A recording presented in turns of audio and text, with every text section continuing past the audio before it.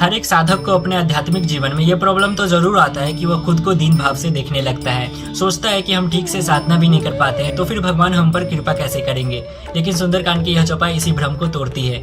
हम समझ रहे हैं श्री रामचरितमानस के सुंदरकांड को। तामस तनु कछु साधन नाही, प्रति न पद सरोज मन माही। विभीषण जी कहते हैं कि हे हनुमान जी, मेरा जन्म राक्षस कुल में हुआ है। मेरे पास कोई भी विशेष साधना नहीं है, न ही मेरा मन प्रभु श्री राम के चरणों में पूर्ण रूप से लगता है। अब चौपाई में यहाँ तक विभीषण जी अपनी दीनता को दिखा रहे हैं, जो आध्यात्मिक जीवन के लिए बहुत जरूरी होता है, क्योंकि दीन भाव से ही हमारे अंदर के अहंकार की निवृत्ति होती है और फिर बाद में जाके कृष्ण प्रेम या राम प्रेम प्राप्त होता है। लेकिन फिर आगे विभीषण जी कहते हैं कि अब मोहि भाव भरोसे हनुमत बिनु हरि कृपा मिले ही नहीं संता। यानी अब मुझे पूरा विश्वास हो गया है कि मुझ पर प्रभु श्री राम की विशेष कृपा है, क्योंकि बिना भगवान श्री राम की कृपा से संतों का संग मिलना असंभव है। इसलिए दीन भाव को प्रॉब्लम के नजरिए से नहीं बल्कि चेतना की शुद्धि समझकर साधना में लगे रहना चाहिए। आज भी कई उदाहरण मिलते हैं जहाँ पे किसी भौतिकवादी जीव के जीवन में कोई अच्छे भक्त के आने से या किसी संत के वचन सुनने से उसका पूरा जीवन बदल जाता है, या भगवान के नाम लेने की प्रेरणा अचानक उसके भीतर जाग जाती है।